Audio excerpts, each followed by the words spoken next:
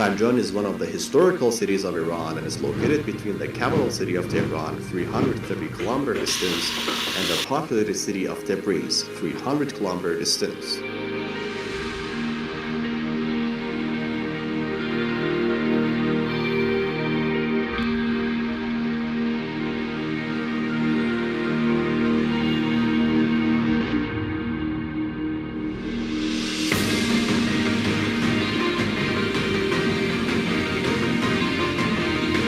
The University of Zanjan was established in 1975. It is located in an area of 400 hectares in the southwest of Zanjan city, the center of Zanjan province at the northwest of Iran.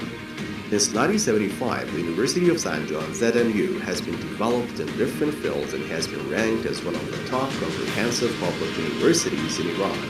Although it was established as an agricultural higher education institute in 1975, today it's been developed in 5 main faculties, including agriculture, engineering, humanities, science, art, and architecture.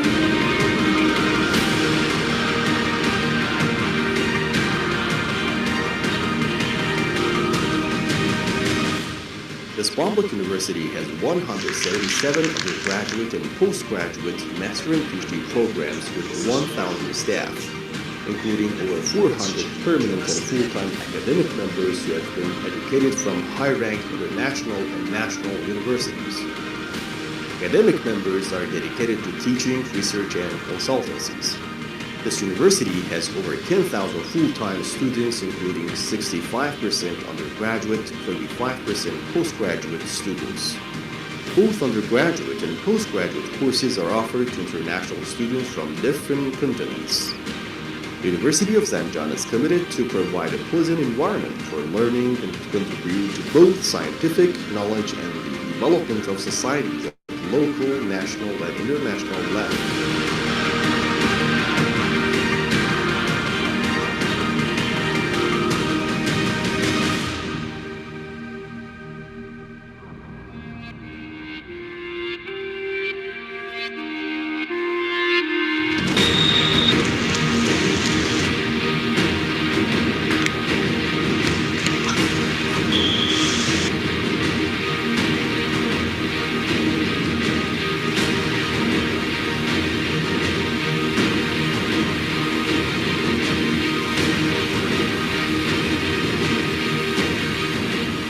You're warmly invited to join us and have collaborations with this university.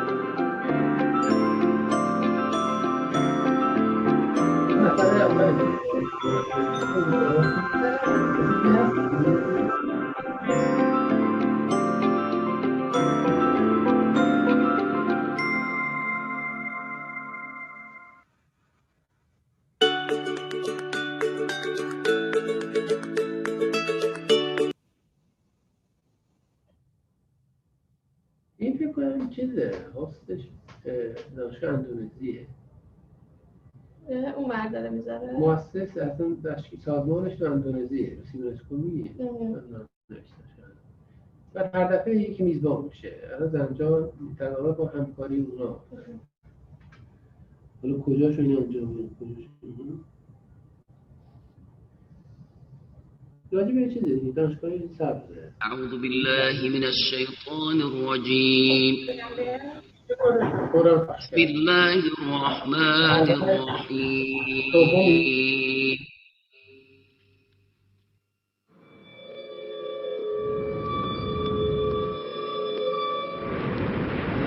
والشمس وضحاها والشمس وضحاها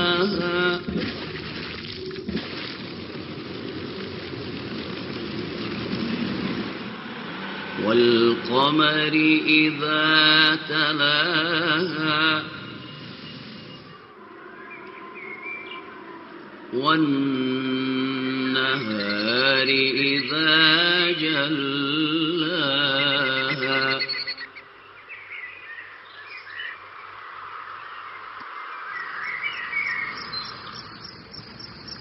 والليل إذا يغشاها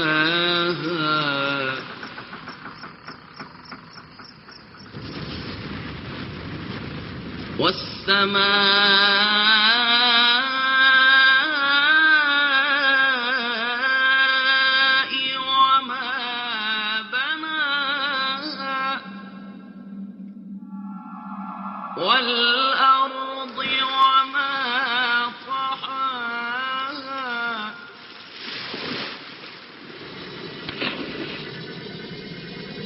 ونفس وما سواها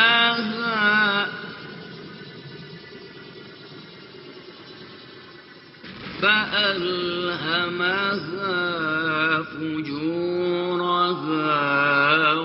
وتقواها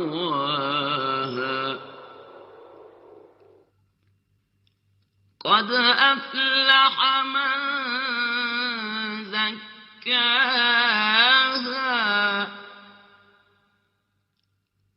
وقد خاب من دساها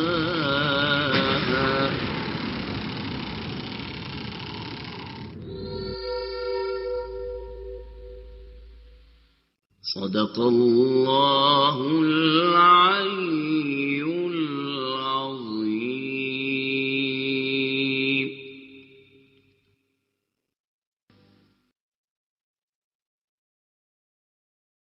أعوذ بالله من الشيطان الرجيم.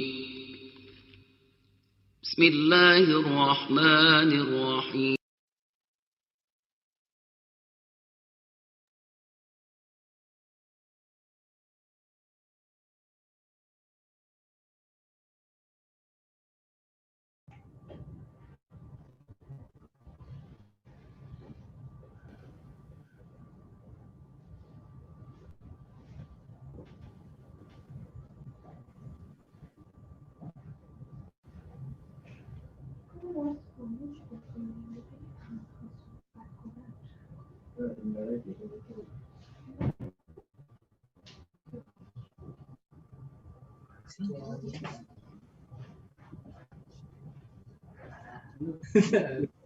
Prof. Ismail, you can start.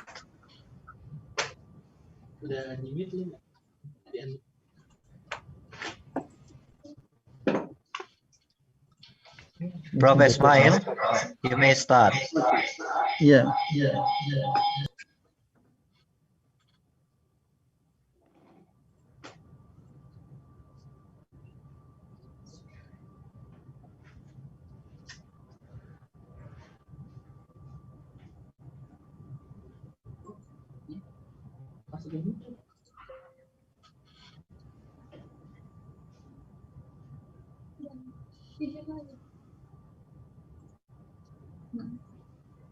Prof. Ismail. Prof. Ismail, you may start, please. نه شاید باش صدا نمیشنوم.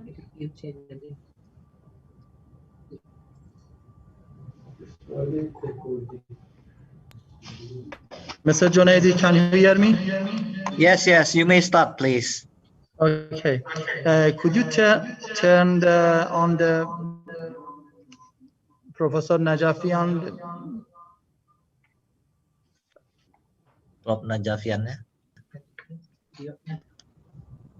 Okay.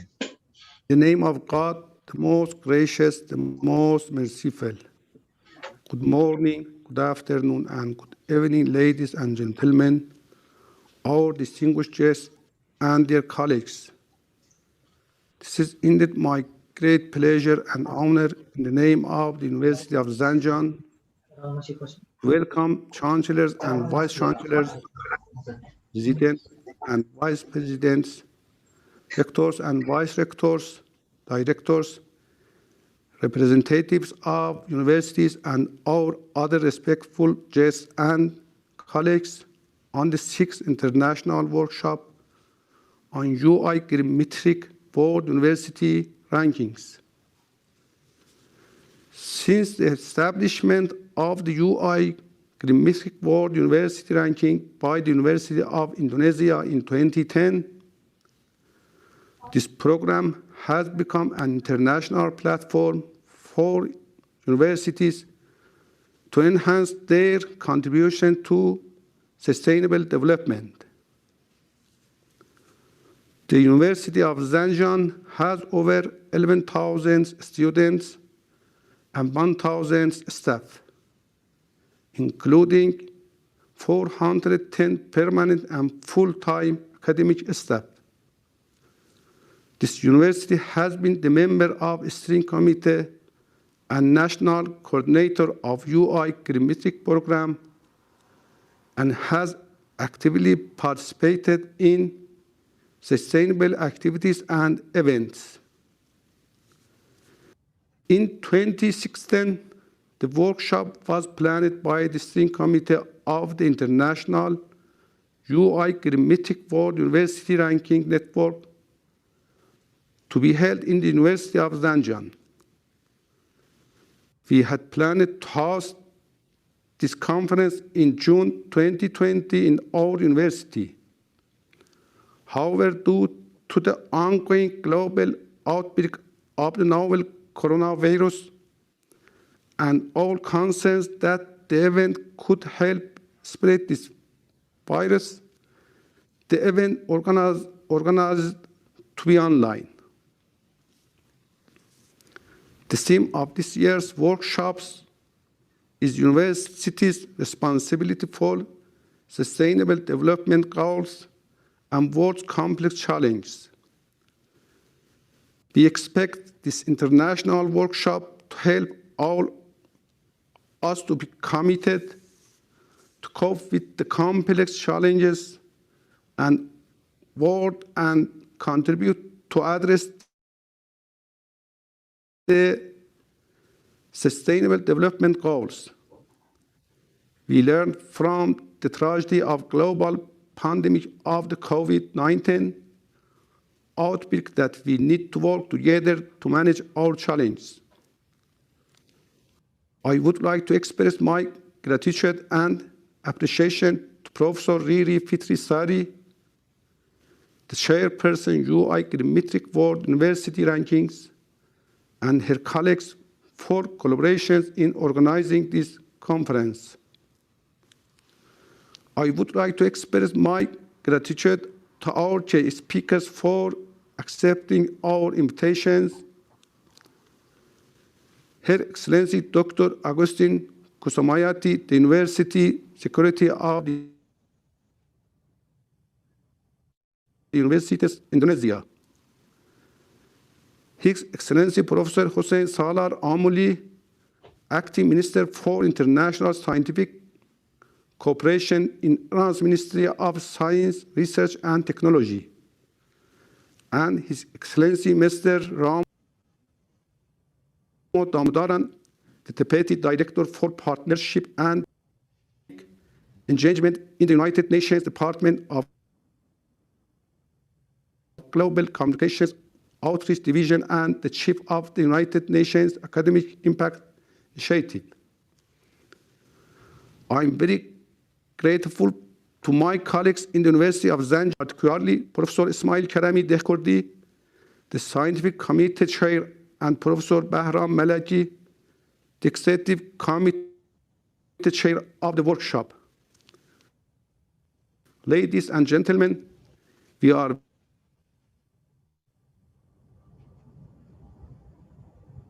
very proud to have the opportunity of organizing this event.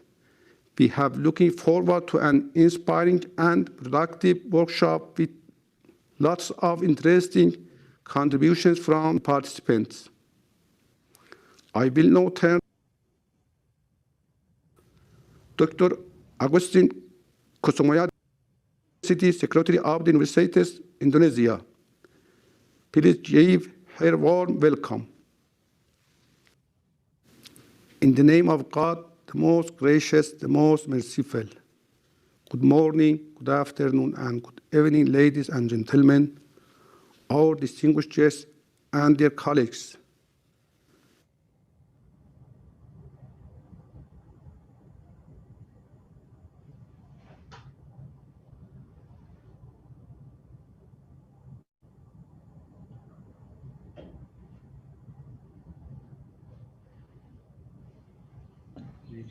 No.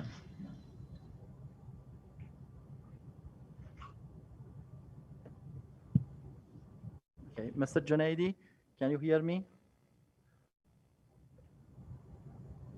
Mr. Junaidi?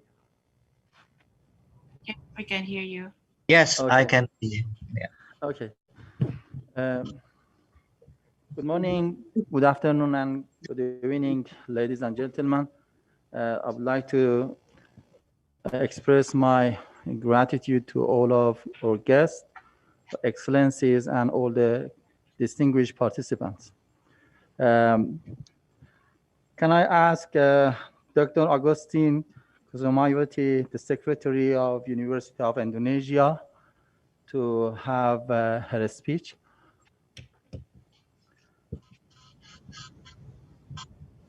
Yes, can you hear me? Yes, Okay, please. thank you. His Excellency Professor Hossein Salar Amoli, the Acting Minister for International Scientific Cooperation, Iran's Ministry of Science, Research and Technology. Honorable Professor Syed Mohsin Najafian, the President of the University of Zanjan. My dear colleague, Professor Riri Fitrisari, the Chairperson of UI Green Metric World University Rankings. Distinguished rectors, vice chancellors, presidents, and directors, ladies and gentlemen, participants of the International Workshop of UI Green Metric 2020. Assalamualaikum warahmatullahi wabarakatuh. Very good evening and warm greetings from UI campus, Jakarta. On behalf of Universitas Indonesia, I am pleased to be part of this important international workshop of UI Green Metric 2020 and congratulate UI Green Metric and the University of Zanjan for hosting this event. This event is special because for the first time, we conduct the workshop online due to the COVID-19 pandemic. For the past 7 months, we have learned many things from this pandemic and about the importance of being sustainable. Certainly, this pandemic has taught us that everyone is vulnerable to the virus. Started in Wuhan, China, the virus has spread worldwide. No countries are prepared for this pandemic. It also teaches us that what we do may affect people around us for good or bad. We cannot be selfish anymore as our health depends on others and vice versa. Only with togetherness and global partnership, we can fight this pandemic. Ladies and gentlemen, similarly, sustainability is a global issue. It is real and we are all affected by it. Just like the pandemic, we can be selfish and ignore this issue, or we can actively engage and try to solve it with our capacity. The good thing is we have this network as a global forum to learn from each other, to motivate us in our effort to make our higher education institutions more sustainable, and to inspire more universities with best practices in implementing UI Metric criteria and indicators. I am excited to learn a lot of innovations and good ideas from the videos and presentations of our colleagues and look forward to discussions. I hope you also share this excitement with me. With our global partnership, we can make substantial contribution to sustainability around the world. Our commitment to sustainability will make our higher education institutions more efficient, more cost-effective, and more socially responsible. Hopefully, our sustainable higher education institution can bring impacts to our environment and our society. Finally, I wish you productive and engaging discussions in this international workshop. Thank you for your kind attention. May God Almighty bless us always. Wassalamualaikum warahmatullahi wabarakatuh. Alaikum salam rahmatullah wa barakatuh. Thank you so much, Professor Agustin Kazumayati, for your warm presentation. I would like to give the floor to our key speaker, Professor Hossein Salar Omoli, the Acting Minister for International Scientific Cooperation in Iran's Ministry of Science, Research, and Technology. Dr. Salar Omoli, can you hear me? Yes, do you have me? Yes, please. Okay, the floor is for you. Thank you very much. Bismillah ar-Rahman ar-Rahim. Assalamu alaikum wa rahmatullah. Excellencies, ladies and gentlemen, it's my great honor to be with you to have a talk regarding the 6th International Workshop on UI Green Metric World University Ranking. At first, I should thank the University of Zanjan and also University of Indonesia for organizing such this important event. I hope every success for all of you, and I hope the output of this workshop to be fruitful for everybody. In fact, we know that we just have the one Earth with a series of challenges from water pollution, climate changes, environmental damages, which directly affect on the condition of the living of the people. We should say that these important challenges of the environmental issue can affect not only to our generation, but future generation of our society as well. We cannot forget that sustainable development, without any doubt, the main course and the main pillar of the sustainable development is environmental protection. And after that, we can consider the education.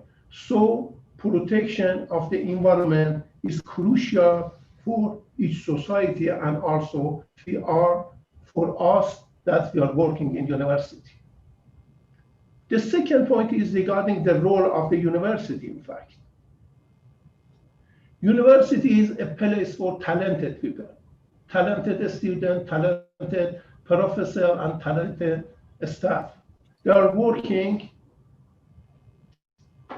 for education, for learning, for teaching, for doing research, to solve the problem of the society, to bring peace for our dead people, and also to battle to reduce the poverty of the people. This is the job of the university, in fact. So this is why we can say that the university people are a symbol for all people to watch them, what they are doing. When the university is talking about the environmental issue, about sustainable development, definitely be sure about this matter that many people in the society follow them, and it's very important. This is very important that university is considering important issues such as environmental effects and environmental protection. Definitely the people follow them. And in this effect, this activity inspired the people all around the world. But when we are talking about Iran, I want to mention this point that Iran has a great potential in the case of science and technology. Just last year, we have published about 56,000 ISI paper based on the worldwide index of ISI. We have about 41 science and technology park, about 200 incubators. Just I want to mention that during the last 3-4 months, in fact, we could launch a small satellite in the orbit. Not only the small satellite was constructed in my country, but also the launcher was constructed in my country. During the first 2 months of the COVID-19 pandemic, in fact, we are obliged to bring some mask, ventilator, and hygiene products from other countries. But now we are in the position that we can say, due to the job of the Iranian Science and Technology Park and University, we are an exporter of the ventilator and other facility regarding the combating COVID-19 pandemic. So this shows that we have a huge capacity. This huge capacity is not belong on the Iranian society. It belongs to all people around the world. We are ready actually to share our knowledge, to share our experiences to other people as well. I want to emphasize this point that one of the important Iranian policy is internationalization of the university and higher education. So we can work to each other in all aspects of the science and technology in all areas, and be sure about this matter that we support such this workshop and we support the university to work in the case of environmental protection. Once again, I should thank the University of Zanjan and University of Indonesia, and be sure about this matter that Minister of Science, Research and Technology fully support your activities. I hope the deliberation of this meeting to be fruitful for everybody. God bless you all. Wassalamu alaikum wa rahmatullah wa barakatuh. I would like to thank Professor Salar Amoli for his remarks and discussing about the challenges that we have in the board and the role of universities to deal with these challenges. Ladies and gentlemen, please allow me to invite Professor Riri Fitri Sari, the chair of UI Green Metric World University Ranking, for her remark, and also for the continuation of the program regarding the signing of membership and the poster sessions. Please give her a warm welcome. Thank you, Professor Ismail. Good evening, ladies and gentlemen, dear Honorable Professor Syed Mohsen Nalajavian, President of University of Zanjan, Acting Minister for International Scientific Cooperation of Iran, Professor Hussein Salar Amoli, Dr. Agustin Kusumayati, the Secretary of University of Indonesia, rectors, vice rectors, sustainability directors, operation and estate directors, and all university leaders from more than 12 time zone distributed all over the world. I'm very delighted to have so many universities and stakeholders to take part in our meetings. I would like to report that yesterday we already conducted some steering committee meeting in which we had, as you can see, that we have so many national coordinators, and yesterday we already have 22 reports from 22 countries. We had from Nottingham, we have also from UK, and starting from Sao Paulo up to Taiwan, and from all over the world. We are so delighted that all of them reported that there are so many activities already conducted in their university, in their country. And also, I would like to thank all of you today that we have 648 participants registered from 47 countries. We have 2 keynote speakers and 47 actually invited speakers, and 23 poster presenters. All of these are organized in such a way that we can meet during the right timeline, and then and actually, like today here now is in evening in Indonesia. We are thankful that despite of this pandemic situation, we can still gather virtually successfully. And I'd like to thank all of you for being here today. My highest appreciation also to all who have made our campuses to be green and sustainable. And we are waiting for your report, yearly report, annual report by 31st of October 2020.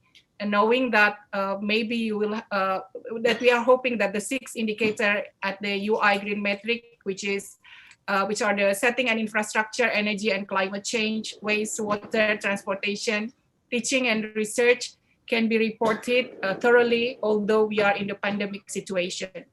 Secondly, we understand that the COVID-19 will not only remind us of how fragile our life is, but also to learn how our nature have gone back to the way it should be. And we hope that you could report that next year, because this year we hope that you can just put the data before the pandemic situation.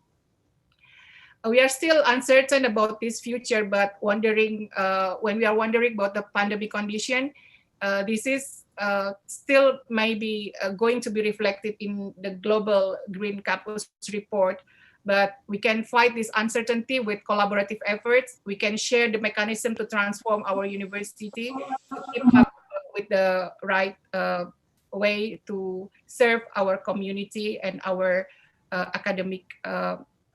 academician and our lecture and our students. Third, we believe that learning from other peers of their recipe to accumulate the information will be a good thing, so that today and tomorrow we are going to learn from our friends from 40 invited speakers, which will be conducted in such a way in a panel discussion, and you can have a look into the videos that they have already prepared. Finally, I thank all parties again who have supported this annual event and make it a great forum for us to share. I look forward for the end of this pandemic condition, but we know that hopefully by next year we can meet and do more things together. As yesterday we already defined some activities that we would like to collaborate in partnering for solution for a sustainable Earth. Thank you, and I wish you a fruitful discussion. Thank you. I would like Pak Jun to continue with the logistic, please. Mr. Junaidi. Share screen. Thank you, Pak Riri.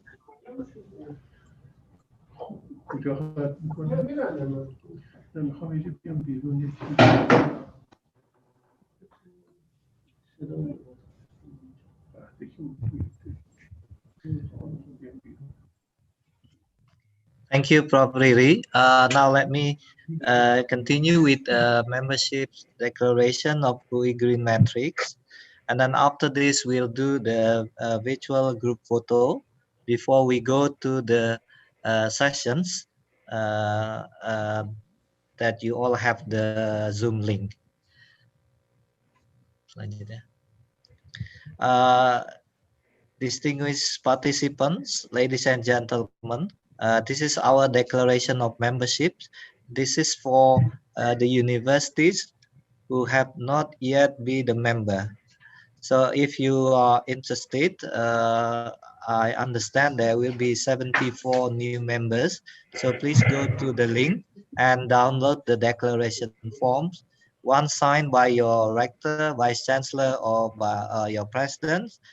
Please send to our secretariat to the greenmetric@ui.ac.id. So now we move to the next ones, another program to recognize this meeting. So please open your video for a short group photo.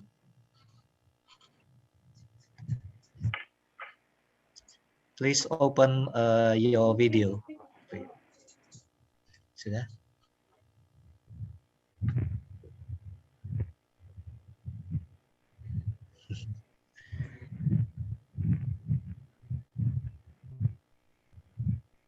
Please give your best smile.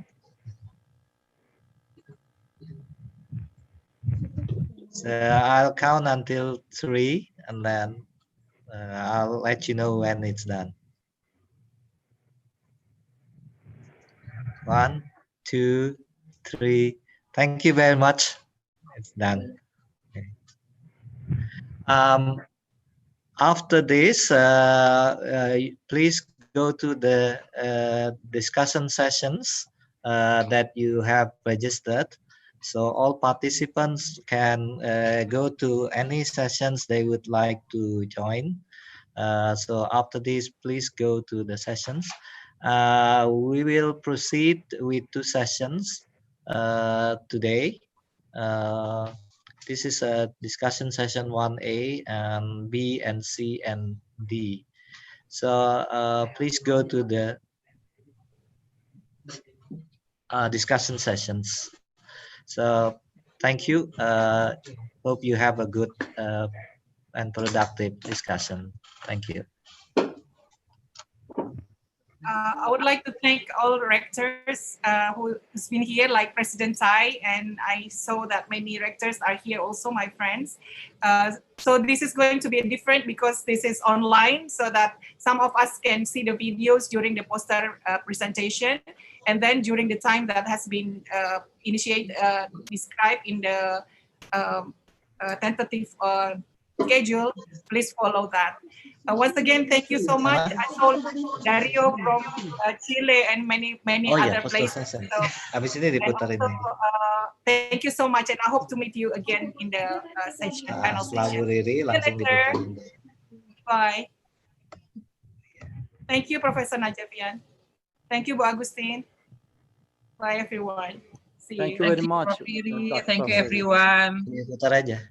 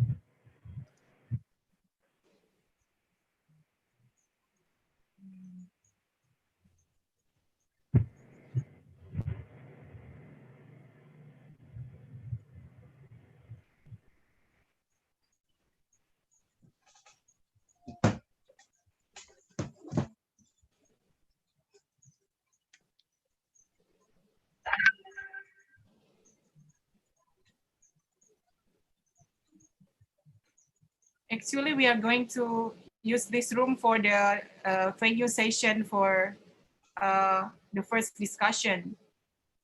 So those who can stay there can stay here.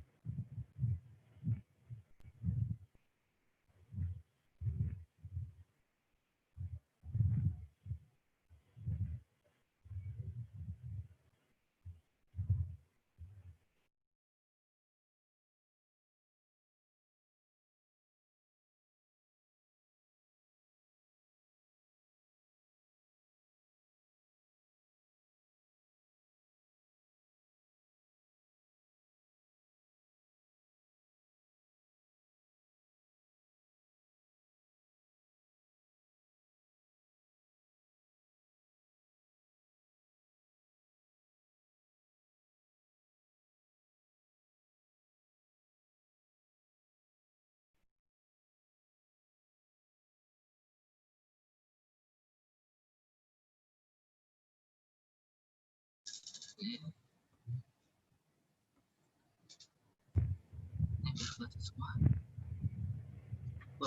dia. Iya, Di.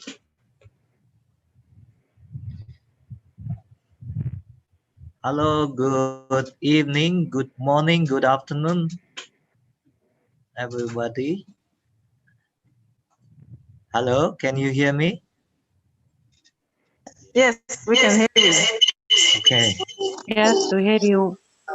Okay, thank you very much. We are waiting for Dr. Shed Navid for chairing the sessions, but unfortunately, he's still trying with the connectivity. So, the technology can be a blessing as well as, a constraint. So, may I invite Dr. Madi Mohgimi? Are you there?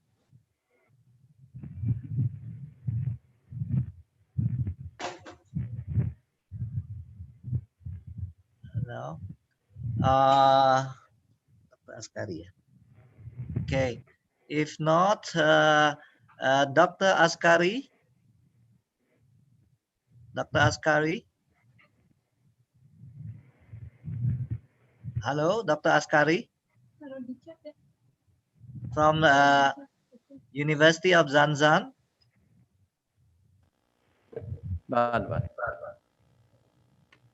Dr. Askari.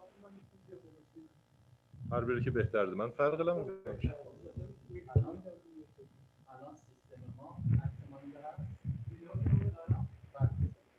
Okay, so it's not there. So I think I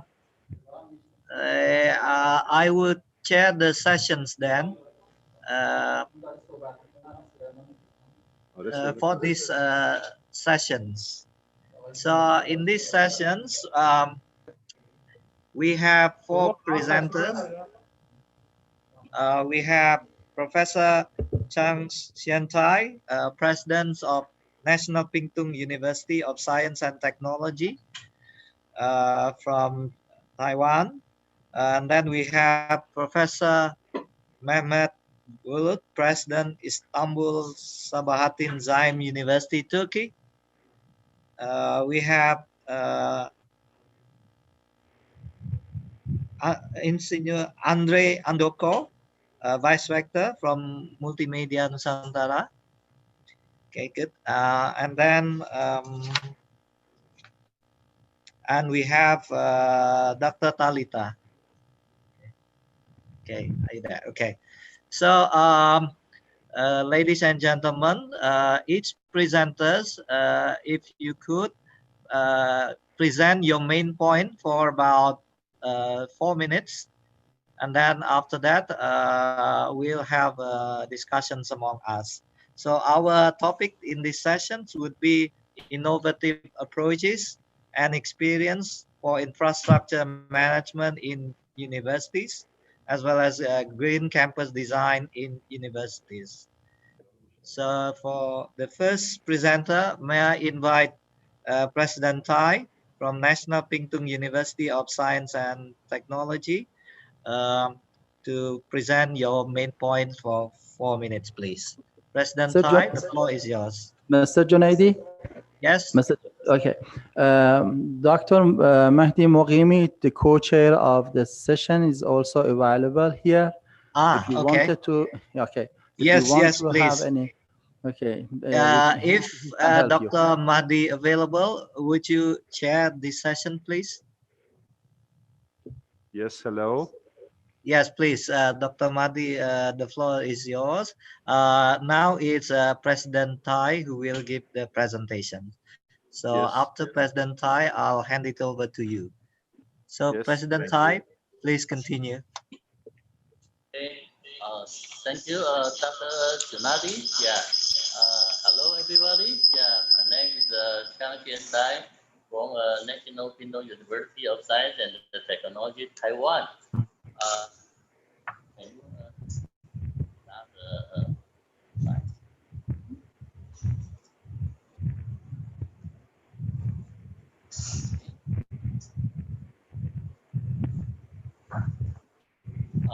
Today, I would like to present some of our long-term efforts about the water conservation program and the zero emission vehicle and education.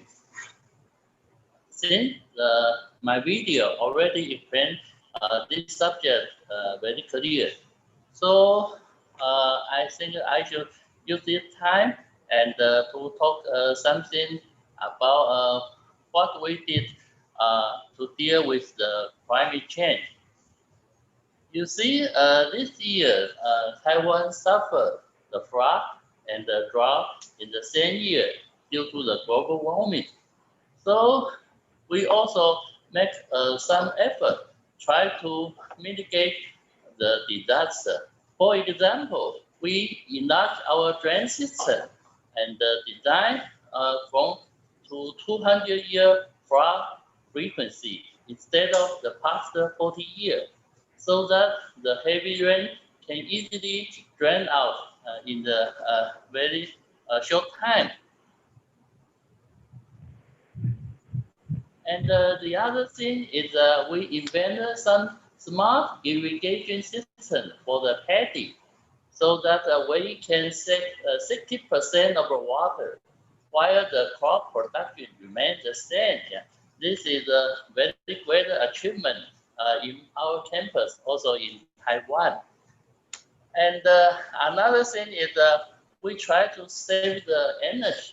So this year we replaced more than 30,000 old lighting with the LED bulb. And we also replaced more than 1,000 old air conditioners with frequency inversion 1, so that we can save a lot of electricity. And talking about the green energy generation, we increase our solar module capacity from 100 kilowatt to 1 megawatt. That is, we expanding to 10 times. That is great for the electricity. But more than that, you see, Taiwan is a small island. We can afford too many land to install the PV module. So we try to do some research and create some balance between the agriculture production and the solar energy production. So I think that we try to make some effort, no matter the long term or the short term, research for the real solution to reach the sustainability for our campus. Since every university has its own feature, so we would like to share our experience and to share with others, and also hope we can learn from you to enhance the educational and the social challenges of the society. Thank you for your time.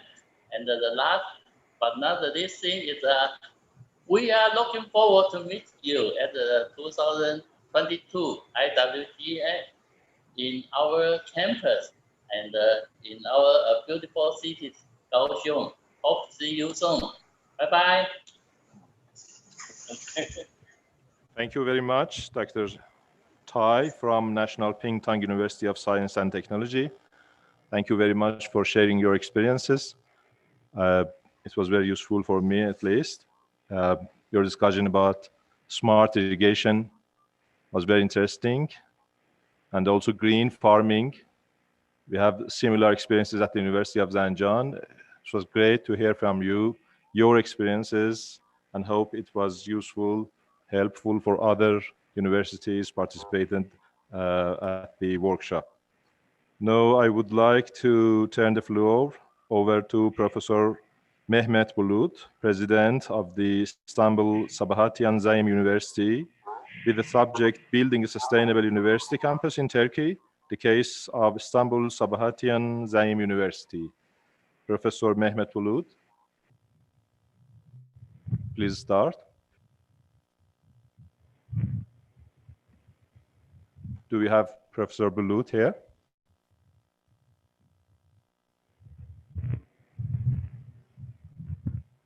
Mr. Junaidi, have you checked if Professor Bulut is present at the workshop?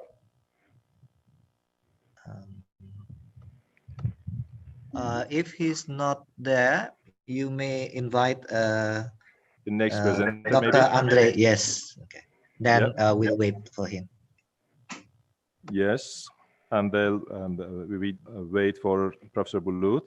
So we'll pass over to Dr. Andrei Andako, Vice Rector, Universitas Multimedia Nusantara, Indonesia.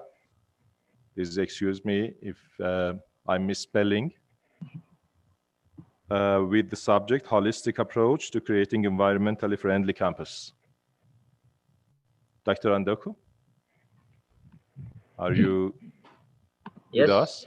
Yes. Great to have you. Okay. Please start. Welcome. Yeah. Good morning, good afternoon, and good evening, distinguished guests, ladies and gentlemen.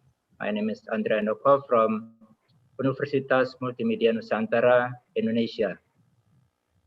I would like to share about the holistic approach for creating environmentally friendly campus. Since the beginning, our campus committed to contribute to the sustainability of the environment. Our two campus buildings have won the first and the second winner of the ASEAN Energy Award for energy efficient building in 2014 and 2017. To achieve these objectives, our campus applied two concepts, passive design and active design.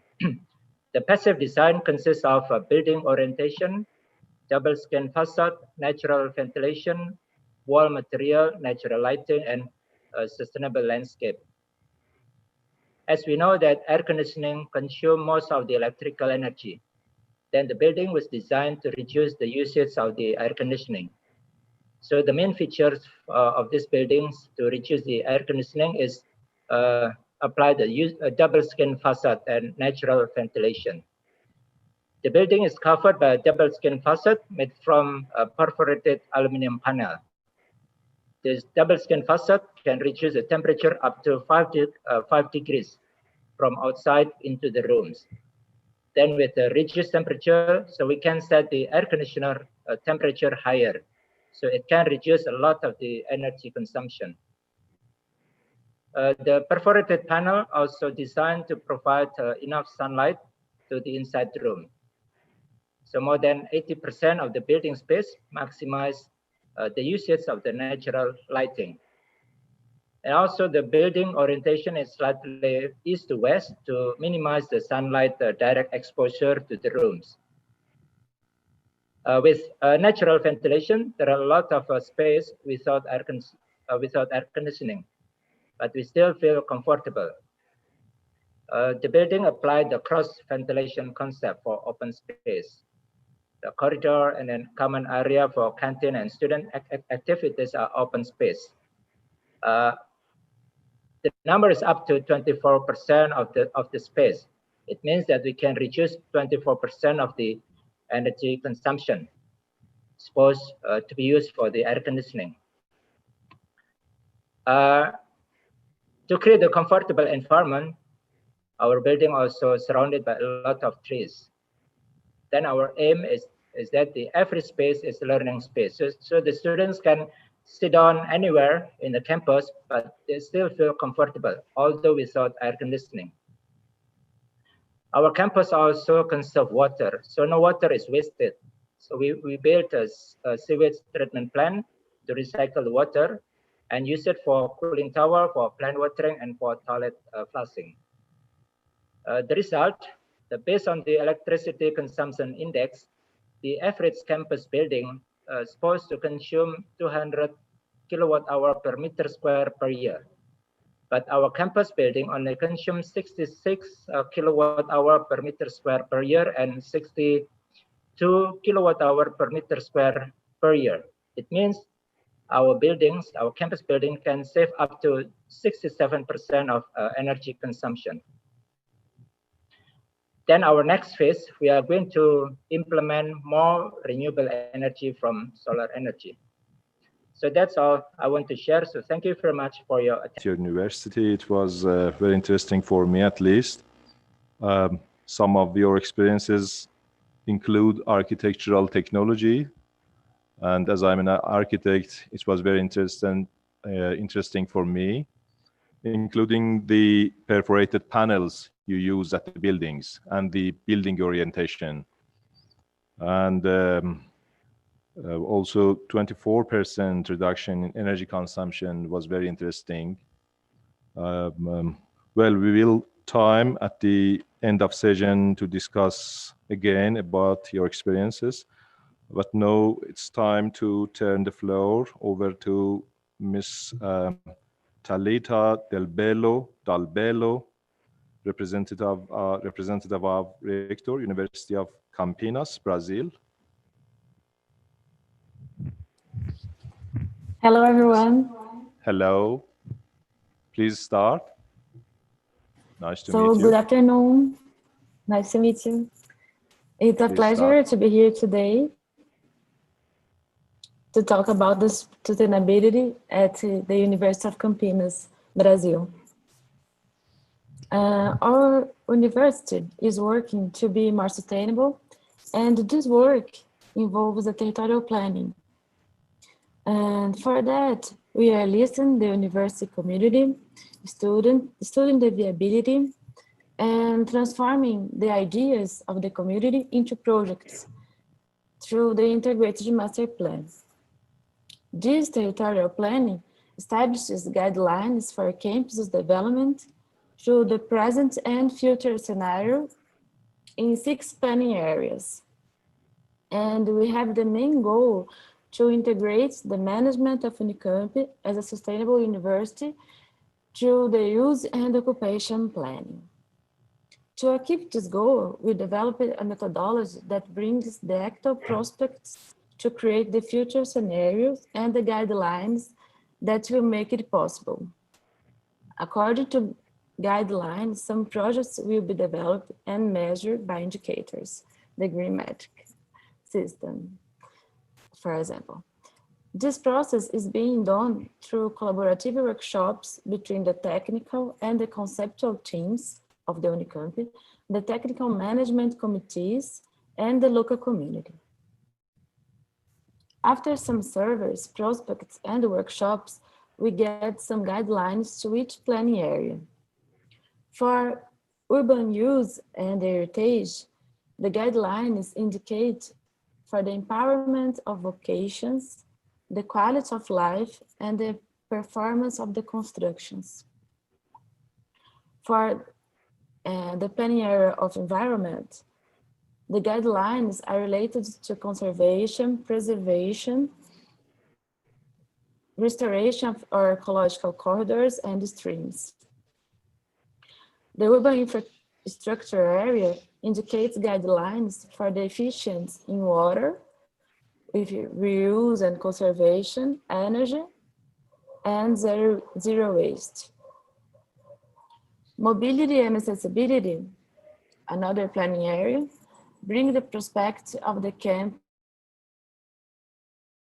in terms of traffic, shuttle services, cycle paths, sidewalks, and barriers. University and society bring the necessity to be more integrated with our neighborhoods, and all the projects resulting from these guidelines in each planning area should be developed through living laboratories. Currently, due to the context of the pandemic, we are finalizing a tactical urban planning to guarantee physical and health security for pedestrians and cyclists to circulate on the university campus. This planning is a living laboratory that involves all the university's actors through a process of collaboration and co-creation. And well, I think that's about it for now. I'd be glad to answer any questions you might have. And thank you very much for your attention. Thank you, Mr. Albello. Very interesting. I've just got a question for you regarding the guidelines you mentioned. The question is, are the guidelines according to the national law or the ones you prepared at your university locally? The guideline is we prepared with our You local prepared community. at the university. Yeah. Very interesting. And it can be shared for all other universities around the world. It's very important to have local guidelines according to local conditions. It's very interesting and useful. Yeah, because we have a lot of workshops and servers with our community. So this guideline is according to this, to the results. Yes. All right. All right. Thank you very much. Thank you. And you know, you can share it on the workshop's website as a poster or any other means to be used by all other universities. You know, we don't have to experience from the scratch. We can learn from each other. So it's very important to share our experiences as the session's subjects expresses that. Thank you very much. Very interesting. Thank you. Okay, now back to the top of list. Let's start again. And Professor, please, Professor Mehmet Bulut, if he's present, we can start with your presentation, please.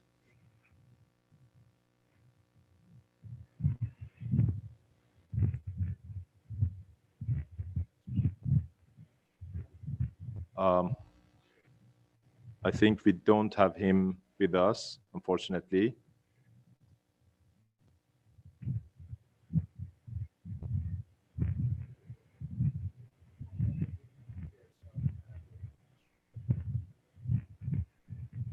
Mr. Junaidi. Mr. Junaidi, do you have Yes. a video sent by Professor Bulut from Turkey to be presented here now? Tidak ada ya. You don't have it. We'll Because need you to know check. he's not here, and he may have sent a Well, video. Yes, we have the YouTube. Do you want us to show it, the video? Yes, please, if you can. Okay. Let me check first. Okay. Okay. And then we will have time to discuss again about Conference organizer. these universities' experiences. Thank Okay, you for here's inviting me to this conference and for giving me this opportunity to talk about the Istanbul Sabahattin Zaim University and its improvement on as a green campus. First of all, I would like to share the content of my presentation. First, I would give a brief information about Istanbul Sabahattin Zaim University's history and on green campus and sustainability, energy mission and waste management, education, research, ISU community health, wellness, summary, and concluding remarks. This university was established in 19th century by Abdülhamit II as Ottoman Agricultural School and Veterinary College. And our national poet, Mehmet Akif Ersoy, he was Turkish national anthem, graduated from this school in 19th century, and then he became teacher here. He taught literature in this campus, hosted several key educational institutions, and finally it was transferred as Istanbul Sabahattin Zaim University in 2010. This university is a non-profit university and served to around more than 1,000 students, located in the western side of Istanbul on total area of more than 6,100 square kilometers. ISU takes responsibility for green sustainable development goals developed a sustainable growth strategy for its campus, efficiently reuses its historical buildings, half of the total main campus in green area. The greenhouse and the gardeners were converted to social activity areas. Cultural sustainability from Asian heritage is also achieved. All unused spaces have undergone a redesigning process for students' diverse needs. The historical main building is used for various functions as rectorate, administrative offices, space for especially graduate classrooms, research labs, exhibitions like museums, and conference hall for international activities. Staff hobby gardens for plantation and vegetable harvest, and it is unique one maybe in Turkey for scholars. Scholars can share with their families here. They can spend a good time at weekends, and then they can make picnic there. Buildings have been established with a new sustainability standards. All new buildings, maximum daylight advantage. Buildings are carefully designed in harmony with nature. Buildings, environment, aesthetic, and we try to do recycling, reusing, and reformulating everything in our campus as a green campus and for sustainability. High importance on trees, plantation. Dr. Madi, you may start Yes, the I'm here. discussions. I think you may start the discussions. We have Yes, some thank you. informations about the university. The rest can be seen from the video. Thank you. Yes, thank you. Very interesting. I'm still interested to open the discussion about the experiences shared in this session. And if Dr. Andoku is still present, still with us. Dr. Andoku. Yes, yeah. I'm Do still we have here. you? Yes, thank you. Yeah. Regarding your experience, you mentioned you have had 24% reduction in energy consumption. I believe it was about air conditioning, and I think in a climate you are in, kind of warm, humid climate, cooling is a major challenge. Yeah. And the question was that reduction in energy consumption was during summer or the whole year? Okay. Yeah. So actually, that's the average, because Average annually. in our campus, actually the difference temperature between summer and winter is not too much different. So yes. it's around 25 to 33 degrees Celsius. So, but then we apply with the open space, we apply the cross ventilation. So then the wind can blow with quite fast. So we can feel comfortable because of the wind exposure to our body. So although it's not kind of passive cooling system. Yes. Without using any energy, any mechanical system. It's natural. No, it's just natural ventilation. It's just use the wind blow. Yeah. So the wind circulation. Although actually it's not cool, but then we still feel comfortable. So it's like we are in a outside space. So like in a garden, something like that. Yes. The but shaded, of course cool space. Of course the building is surrounded by a lot of trees to produce the oxygen to make us feel comfortable because of the oxygen. You know, also, and also trees make the environment cool and humid. yes, that's true. The trees also make the Yes, environment very cool. interesting. Mhm. And also you talked about using solar energy. Do you Yes. install any photovoltaic panels on top Yes. of buildings or on the land? We plan on top of the building. Currently, we installed for the lighting, for the street lighting. So we use a pole at the moment, but we plan to install in the top of the building, because several building has a flat roof. So we are going to install on that flat roof. Yes, very interesting. And also the problem is the land use. When you have a big solar panel energy plant, the problem is you will need very vast land and change the land use to have a high voltage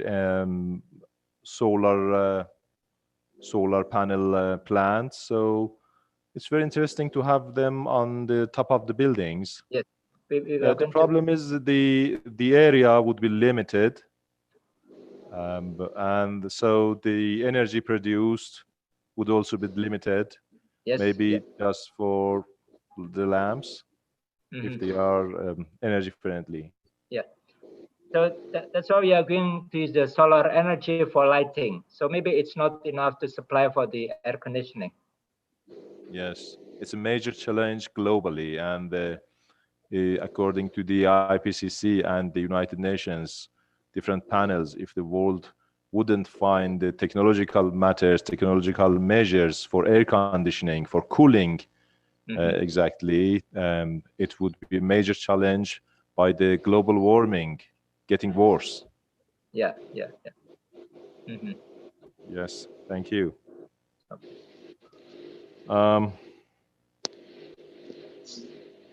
We are getting back to Miss Dalbello, and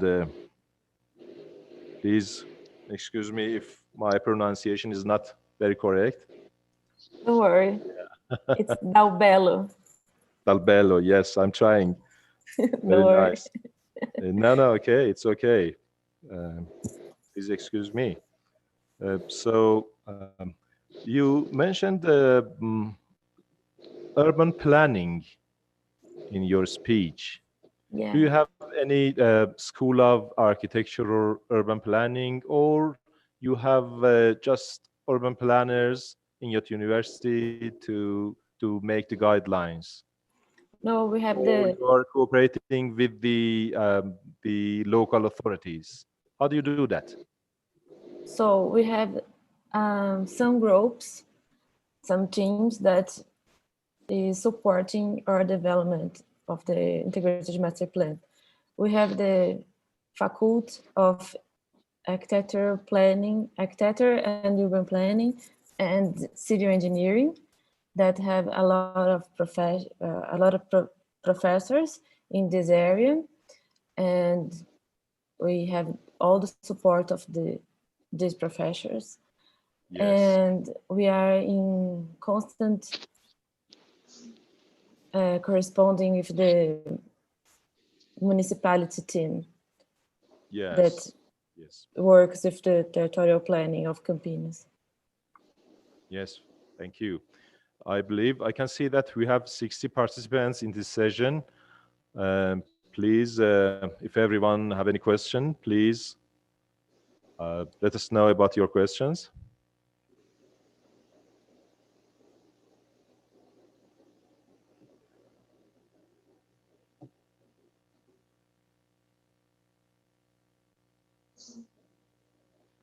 I'm not sure if the participants are allowed, if their microphones are activated.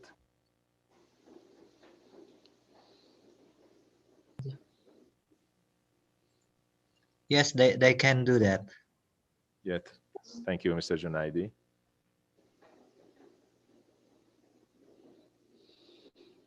If there are any questions from our presenters at our session.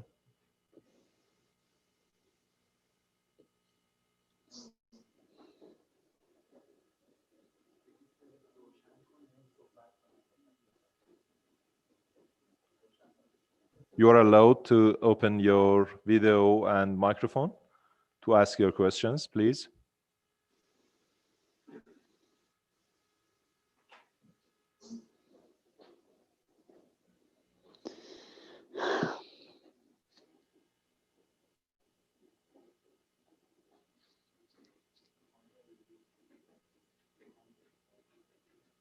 Professor Riri. Hello. Hi. I am Dr. Hamza from Mustaqbal University College from Iraq. I have one question.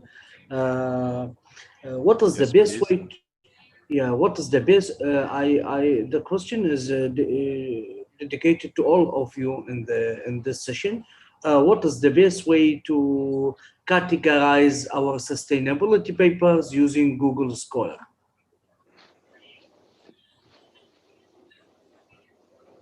Very academic question.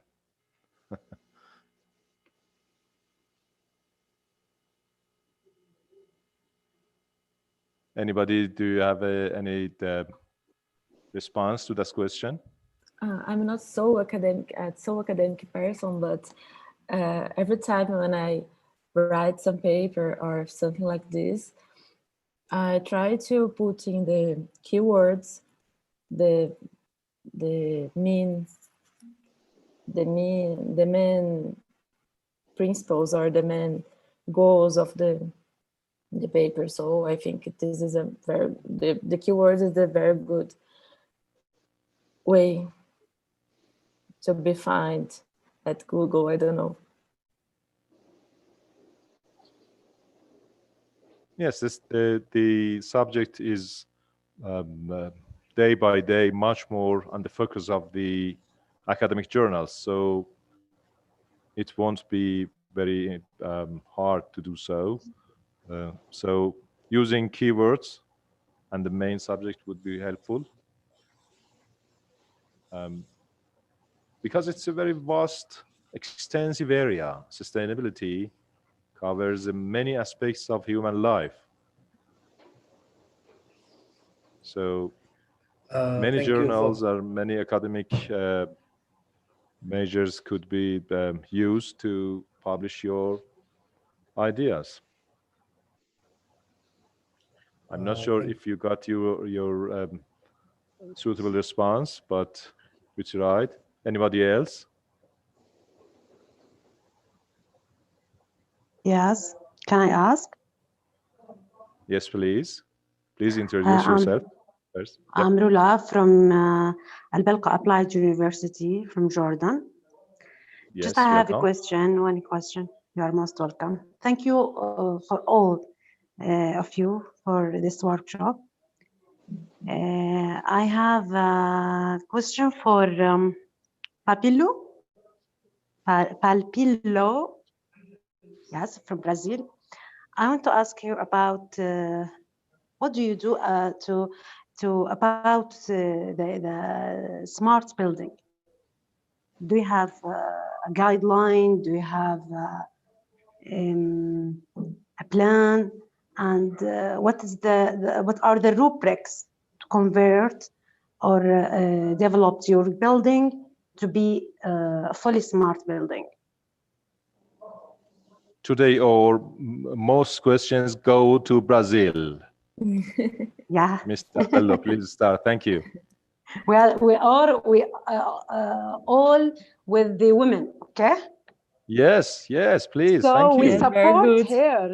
You play a major role in the world. Yes. Yes. You're ruling the world. Okay. Thank you. Okay, thank you very much for your question, Roland. Actually, we don't have a lot of technology to smart building. So we are restricted to some alarm controls and temperature control sensors, but we are we are in the beginning of these points, the smart building, and we don't have a lot of things, unfortunately. Okay, thank you. as Thank I you. understood, you are installing smart panels. You're smartizing your building mechanical services, electrical services. It's a very good thing to monitor and control the energy consumption. And as I understood from Mr. Albello's explanation, so Yeah. we have the same experience at the University of Zanjan in Iran. We installed the smart panel or mechanical services at the central building of the university as an experience, practical experience. And interestingly, we had 47% reduction at the natural gas consumption during the winter. Because University of Zanjan is located at the northwestern part of the Iran, a mountain city. It's in a cold climate conditions, and during 4 or 5 months of winter, we have had used to consume a large amount of natural gas to heat our buildings.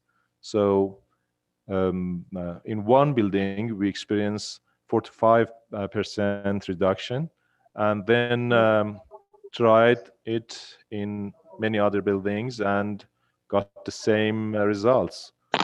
So yes, it's very important to install smart control panels.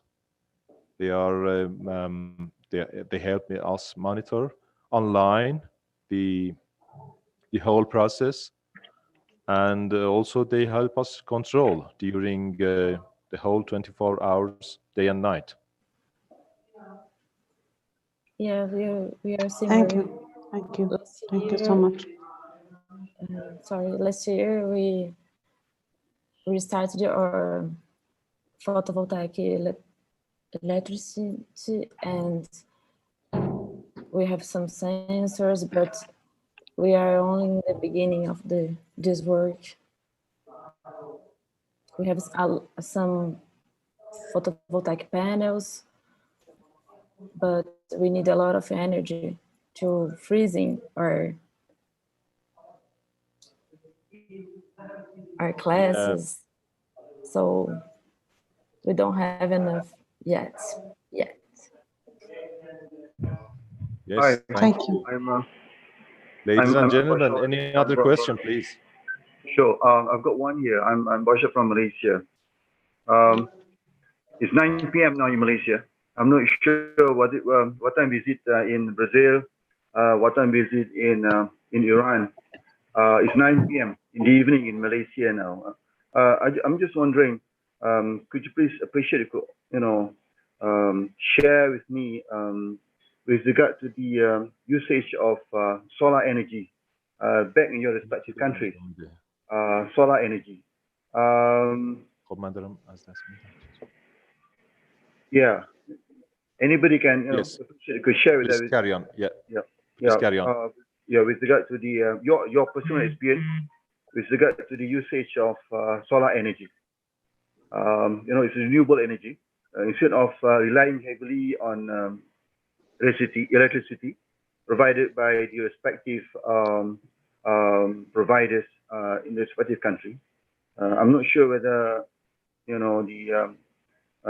other got the same experience in using solar energy.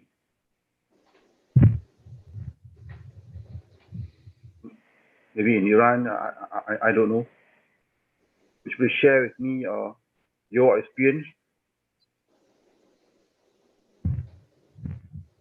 Yes, maybe I can share a little bit.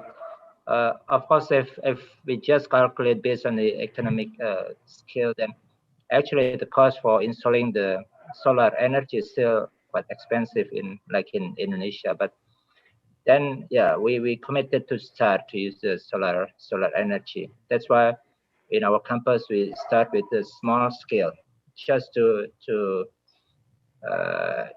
have a commitment to start using the renewable energy. Of course, for the large scale, maybe it's still not cheap. But in the next few years, we believe that the price will go down and the economic scale will be we can achieve that. Sure. I'm not sure whether in Malaysia what we're going to do now is to engage private sector's participation. Instead of spending money internally or the income that we generate internally. I'm not sure whether the country has also adopted the same methods here, whereby we engage industry players participate in the setting up of the solar system, whereby as education provider, you don't have to spend any single cent. Here in terms as private, as a private funding, investment. Yeah.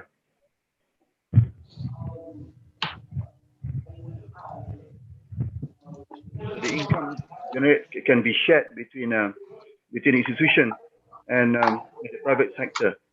So then itself will reduce our reliance on the government budget.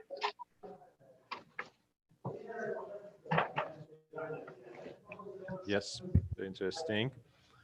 We have just a couple of minutes to end this session, so if there are any other questions, please let us know. Unless we are going to conclude the session, or any responses, please, from our participants and presenters, please.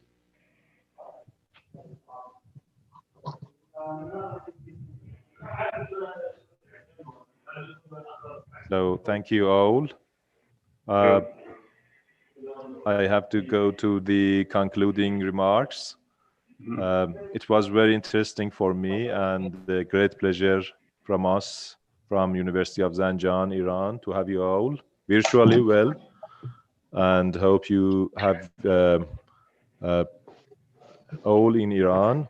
We believe our approaches and practical experiences are very important and sensitive and essential for the society, as universities are role models for the local communities, also the nations, and at the international level. So it was very useful, helpful for me, and I hope it was same for all our participants in this workshop, in this session.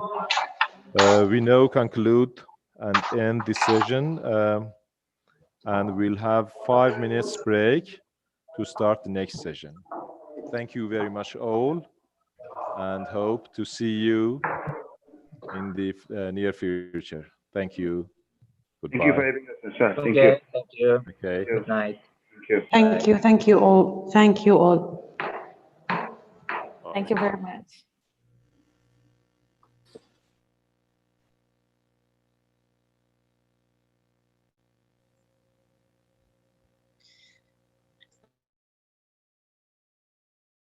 Dear participants, we have 5 minutes break. If you'd like to stay in these sessions, please do so. But if you'd like to go to other rooms, it will also start in 5 minutes. So thank you very much.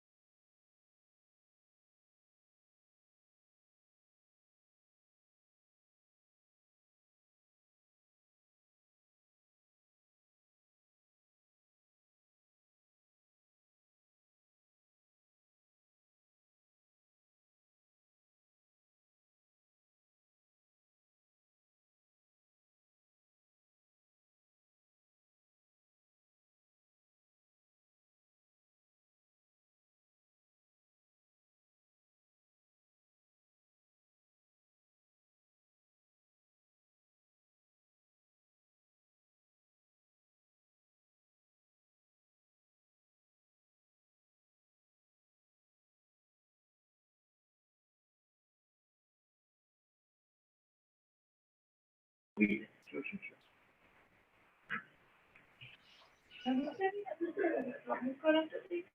Tak apa. It's okay, dia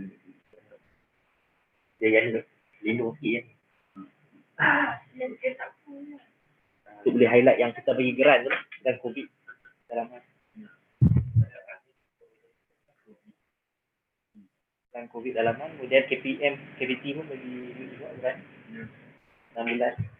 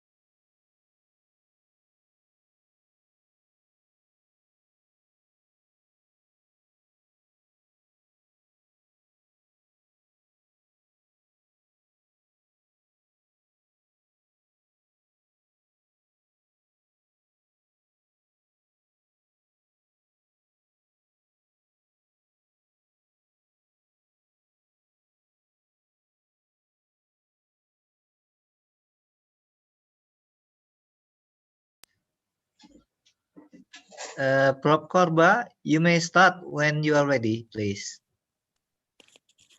I'm ready for, since several minutes. So Okay. when you want, we can start. Yeah, whenever you're ready, you may start, please. Great. Ladies and gentlemen, welcome back. Welcome to the participants, mainly for the from the very far eastern countries where it starts to be quite late. We are going to start the session 2A, entitled Innovations in Education and Research in Sustainable Development, chaired by myself, Professor Wajdi Korba from Tunisia, and co-chaired by Professor Tommy Elias. You are here. Okay. Can you hear my? Okay. Yes, very good. So I hope the participants made their homework and saw the videos on the YouTube channel. Yes. We are. I will ask participants to mute microphones during the presentations, and we are going to start with the first presentation coming from Malaysia, Professor Ahmad Bashawir Abdul Ghani, Vice Chancellor, talking about strengthening education and research in facing COVID-19 pandemic experience and way forward. Please go ahead. Thank you, Mr. Chairman. 4 minutes, please. Sure, only 4 minutes? 4 minutes. you asked for Professor really more minutes. I can't do it for you. Right, thank you. I'll try my level best to summarize what I have provided, I think, to the organizer much earlier. I'm sure, I think just a matter of time, my presentation will be uploaded on YouTube very soon. Just very quickly, as far as the Malaysia's experience is concerned, it's 9 p.m. now in Malaysia, by the way. It's 9 p.m. in the evening. I'm not sure what time is it in Tunisia and in Tehran. Well, what time is it now in Tunisia? It's 2 a.m.? 2 p.m. 2 2 p.m. in the afternoon. Very nice. Very nice, yes, nice. But very quickly, I think insofar as Malaysia or University of Malaysia is concerned, I think from the beginning of the pandemic, I think way back in March 2020 this year, I think everybody is fully aware of it's unprecedented, unpredictable, and nobody foresee it's coming. But nonetheless, I think we are very fortunate that our government has acted swiftly to ensure that the pandemic will not spread further. I think we are one of the early countries in the world to impose a total lockdown. I think in the first week of the pandemic, I think in early March, we imposed lockdown in the whole country for about, I think, 2 weeks, and then followed by another 2 weeks and so forth up until today. So, but our education is not affected because I think Malaysia has invested heavily on technology, blended learning, online learning, remote learning, and so forth. We are fortunate in that sense. What we need to do now is to ensure that nobody is left behind. We know for the fact that there are several students are affected, especially those living in the remote areas. I think the government now is doing their very best to ensure that the students who are not who couldn't get access to the internet will be provided with enough data plan to ensure that their education system or their teaching and learning will not be affected. We're also in the midst of providing free laptops, in fact, to some of the students, quite large number of students, in fact, to be given a free device to ensure that the education or their learning process will not be disrupted throughout this pandemic. Insofar as the research is concerned, our university also provided, I think, a sufficient amount of money to conduct research relating to COVID-19. Yeah? I think there are two issues that relate or that have been severely affected as a result of the COVID-19. One is unemployment, and the other is food security. So the two issues that my university has decided to focus on throughout this COVID pandemic. I think, as I said earlier, we're going to invest more heavily on information technology in collaboration with the private sector. We call it PFI, or private sector finance incentive. I think by collaborating with the private sector, we can reduce our reliance or budget from the government. This is what we are trying to do now, and I'm glad to share that the private sector is very receptive to the idea, and this, I think, speaks well or augurs well with the spirit of Malaysia Incorporated, whereby the government of Malaysia encourage universities and industry to collaborate to ensure that our education systems remain at the forefront in the region. I think that's basically it for me for now. I think I'm given 4 minutes, so I'm very later maybe I can take more questions from the participants. With that, thank you, Mr. Chairman. Very perfect. Thank you very much for allowing the constraint of time. I'm sure we'll be back to discuss such points with you. So I propose that we continue presentations and we get back to the questions at the end. And I'm going to ask Professor Josh Utama from Indonesia, not so far, to present his talk, Improving Research Capacity at Universitas Diponegoro, Indonesia. Are you here?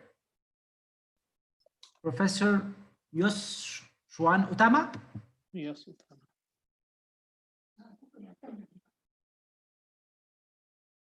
Aku tutup dulu aja ya. Aku tutup dulu.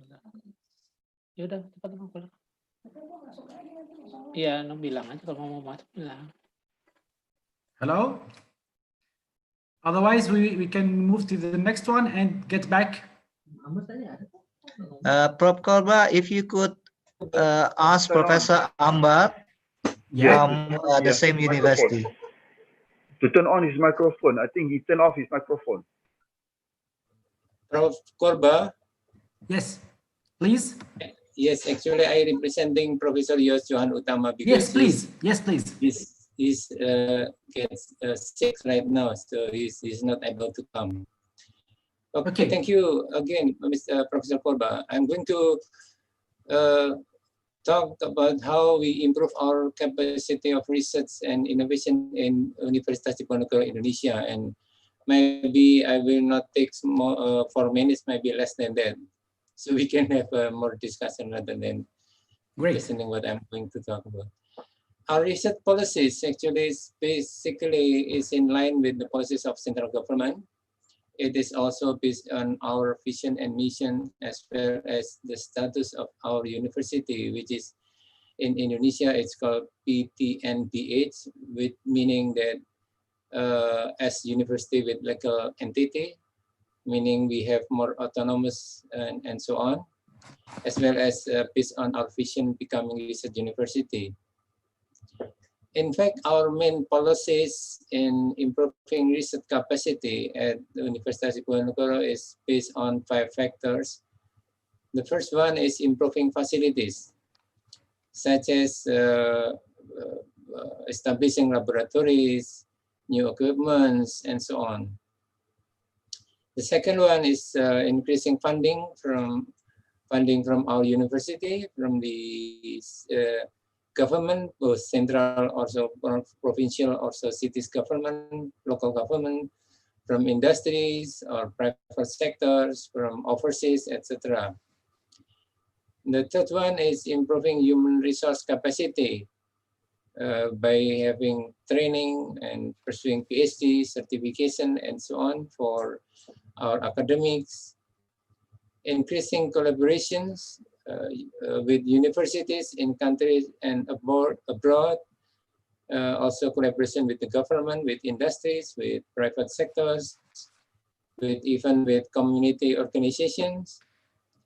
And the last one is establishing what we call as conducive environment for research, such as providing incentive for those who perform very well in research and innovation. We also provide regulations. We also provide SOP, etc. Research resource at our universities, including academics, researchers, students from 11 faculties and 2 schools. We also have research institute, research groups.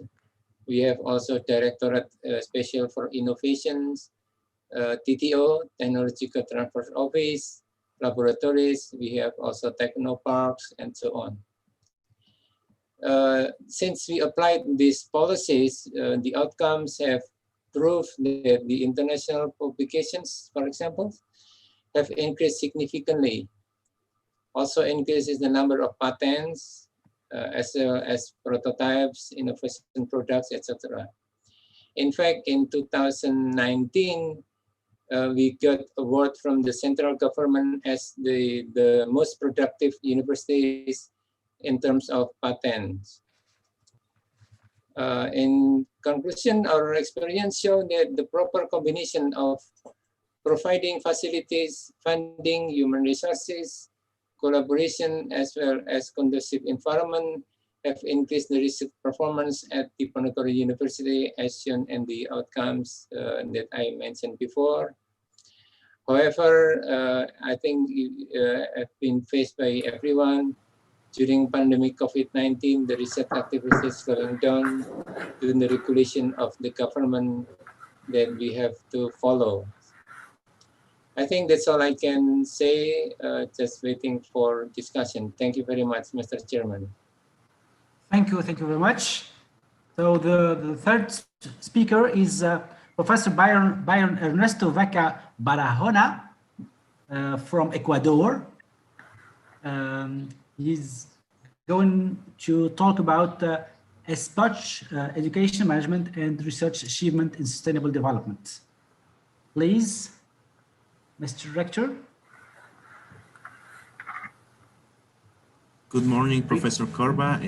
Sadly, Professor Vaca couldn't make it, but I am here as his representative. Please. So I will try to keep it under 4 minutes. The title of our research presentation is SPOCH, Education Management and Research Achievements in Sustainable Development.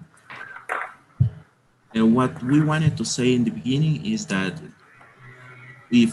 while we do have good frameworks for fighting climate change, we have the Paris Agreement, we have the Sustainable Development Goals, even here in Green Metric, we do have our well-based framework, but we still face many challenges, including the lack of information. We always have limited resources at the university level, and the denial of people that includes country leaders, even presidents of very important countries, the President of the United States, who deny openly climate change. But universities, on the other side, they are autonomous institutions, and they make pilot programs, and after that disseminate the successful initiatives to societies by means of its students, faculty, and staff. So now I am going to talk about the achievements in education, after that in management, and then the achievements in research. To be short, the achievements in education now include having environmental courses in every single school of the university. It doesn't matter if you're studying environment or mechanical engineering, you have to take the course entitled Environmental Sustainability. Going to the achievements in management, the president, the vice presidents have been replacing all the equipment that are not efficient. For example, we have saved 85% in the electricity bill by replacing all the luminaires with high efficiency LEDs. We have also changed the natural gas or burners in the swimming pool for a heat pump instead. Now, the achievements in management include extending the existing bike path in the university.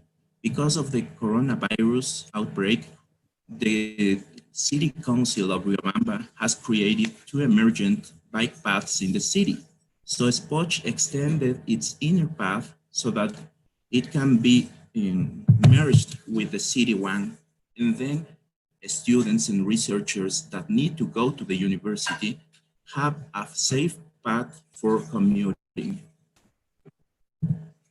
Finally, I am going to talk about the achievements in research. So in Ecuador, there are many producers of artisanal, non-legal liquor. What the government did is they seized more than 22,000 liters of alcohol. They gave that to the SPOCH technicians, and we turned it into antibacterial gel, 500 plus liters of antibacterial gel for the hospitals, police institutions, etc.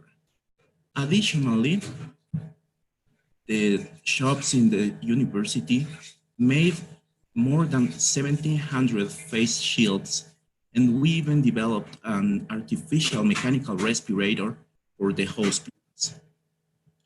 I think that's all I can say. Thank you very much. It's under 4 minutes. Thank you so much.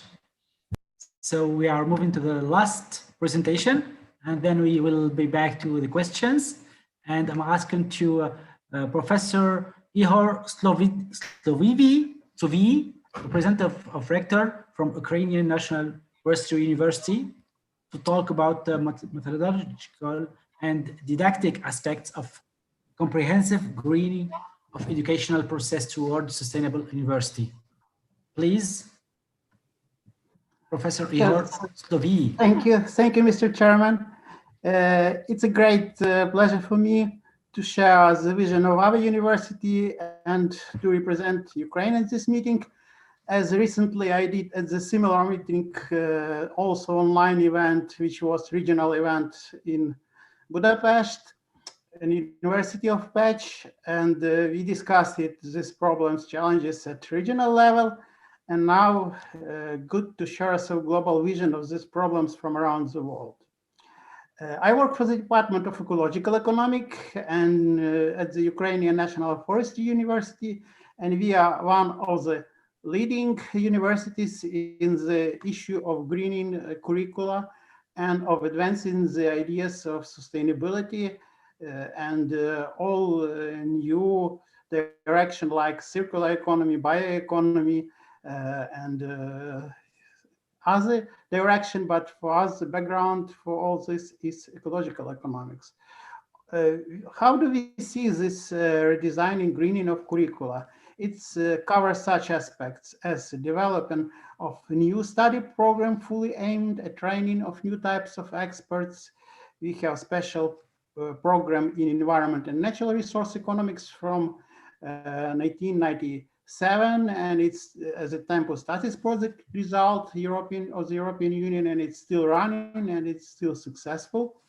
We have an idea of comprehensive greening of all courses which are taught to the university, and we have the methodological goal at the university level, and we discuss always this issue. So nearly every course has some green component in it, or some lecture, or some idea. Also, we have some courses which give sustainability-based worldview. It can be ecological economics, sustainable development, philosophy for sustainable development, which extends the worldview, and even course which called sustainable development in the framework of Baltic University program in cooperation with many universities, which is available online. And we have also teaching courses that have instrumental knowledge in the decision making oriented towards sustainability, like methodology of environmental economics, environmental policy, sustainable bioenergy, or like one of my courses, green environmental marketing, environmental management, and others. But for us, the practical skills are not less important than knowledge. So we, as a forestry university, we implement the approach of the close to nature forestry, and it's in a presentation in YouTube. And many students from around Europe and other countries are coming to the field studies in the real forest and changing real challenges like illegal logging, on unsustainable practices, and changing very dramatically the forestry practices. That it's our vision how we can make our curricula totally different from quite traditional, and how to have graduates which are really ready for facing these challenges. So I think it's all my time. I'll be glad to answer on the questions and presentation in already available on YouTube. Thank you. Thank you very much. I would like to thank you, all of you, for the respect of time. we will have much time now to discuss. I have several questions, but I will first of all open the mic for questions of the participants, and then I'll be back if needed. So, dear participant, if either you want to ask via the chat room or directly. Yeah, I have a question here. Yes. Can I start first, Shaman? Yes, please. Sure. Yep. As we are fully aware of now, throughout the pandemic, I think major countries in the world closed their borders. Now, how do we encourage research collaboration among universities in the world when the border is closed? It is something that we need to think, so that it will not affect our research activities in your respective countries. So I'll open this question to all the participants. Yeah, someone to answer? I just want to say before the colleagues can answer, I never made so much seminars with colleagues from other countries than this pandemic period. I mean, I made seminars with colleagues from Europe, from Asia. So I think it's something very, very good for international cooperation, not to be present physically with them. Which work or the materials they can have on site, but discuss, have more time, and we are more prepared to discuss via webinar. So if colleagues can continue answering, or we will go to another question. I saw Professor Ihor Sovi saying that he agrees totally. Yeah, I just can have a short comment. I can't agree with you. Some days are full like of meetings. After this conference today, I have another event discussing next paper for publication. And during this week, we had several events on environmental impact assessment. So every event, what's going on have positive outback. We will have less impact on environment because we are less traveling.